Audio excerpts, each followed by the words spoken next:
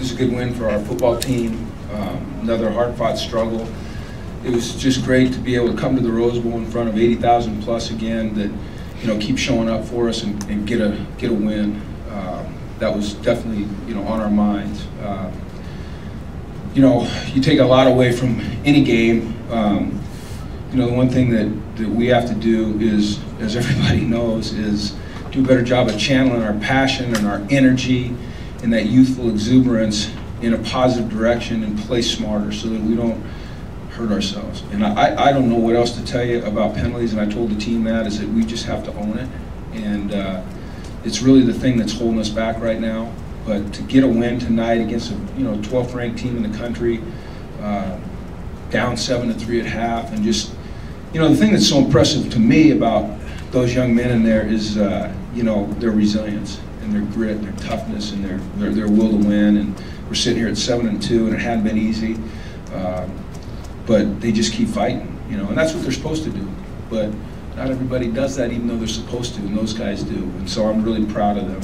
And some guys had good games tonight. Brett, I think, set a record or tied a record. I thought Matt Mengel played outstanding for us. I thought that we ran the ball 59 times. It's like Bear Bryant, 59 times for a lot of yards.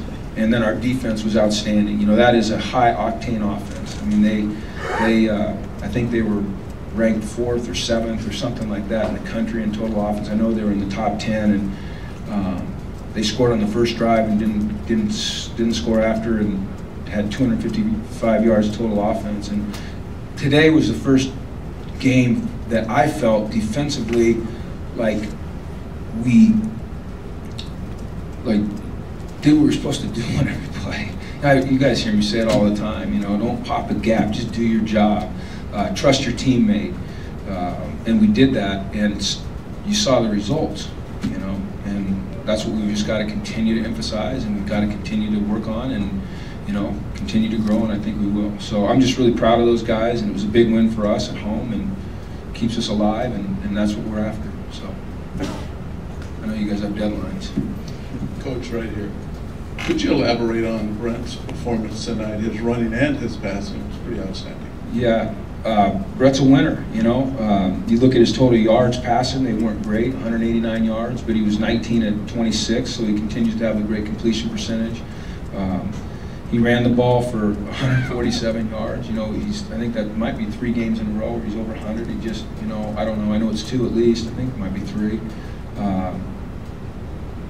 He's just, he's a winner. He's a competitor. Even when it's not perfect, he just gets it done. Was that by design, his running? No, not necessarily. Or was that just situation where he analyzed and says, I got it? It was both.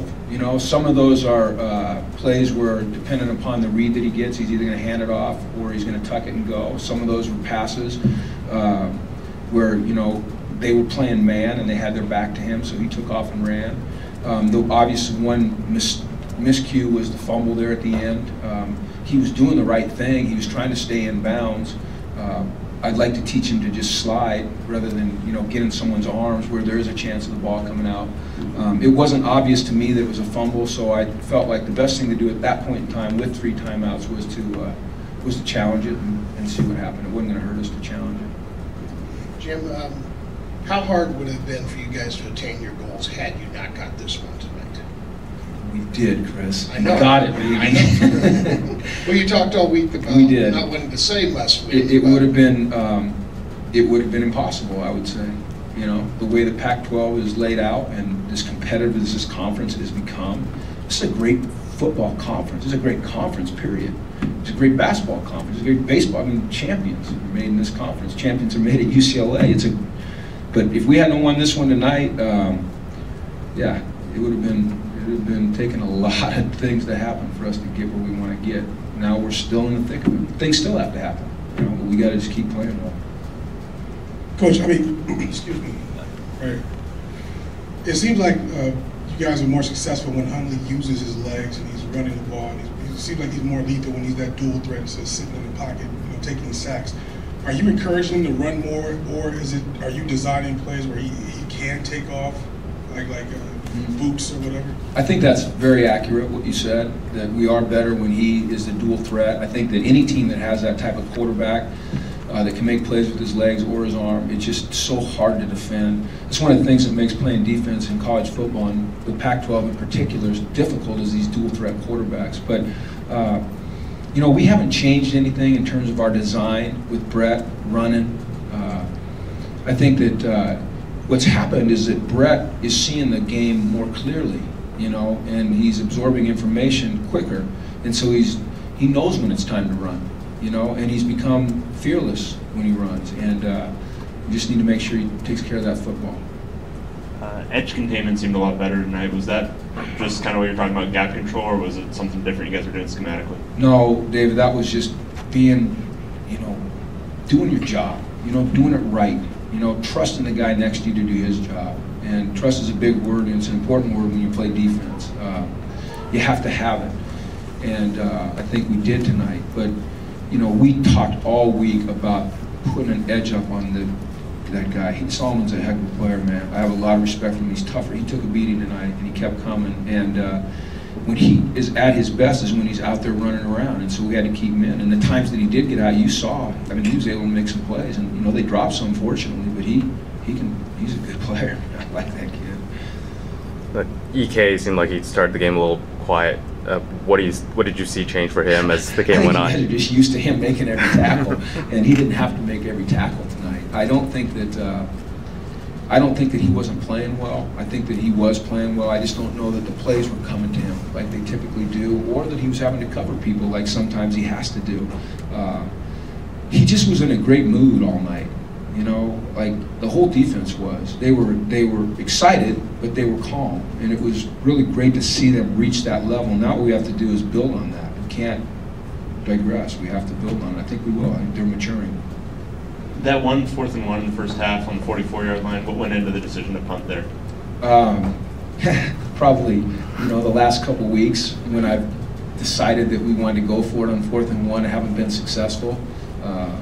I heard some boos, but you know, I have to try to make the best decision. I think so much goes into a decision like that. It's, you know, the pace of the game. How's your defense playing? You know, as your punter in a situation where he's able to pin him down there, and our punter was doing that. So all those things. And with an explosive offense like that, I just did not want to give him a short field. Just did not. Coach, some first round quarterback hopefuls maybe changed their game a little bit towards the end of their big year. Brett hasn't, clearly, and he's willing to run the ball, and he's willing to put himself in harm's way sometimes. What does that say about him, that he wants to be the guy to do what he needs to for your team right now? It just confirms to me, for me, who he is. He's gracious, he's selfless, he cares about his team, he cares about the present more than he does about his future, and he's committed to UCLA and his team, and you know, that's what you respect about the guy. I think it was 3 of the last 4 games you guys had allowed like 240 yards rushing, something like that. Tonight, I think you held them to 50 some. What was the biggest difference in terms of defending the run? Honestly, it was. See, I'm always hesitant to use the discipline word with you guys, but it was guys just doing their job, being disciplined in their responsibility, not popping a gap. And then, like I said, when everyone's doing that and they trust each other, it's amazing how it can work, you know. And hopefully they're getting it. I think they are. I think they're getting it. All right, thanks, guys. Thanks, everyone.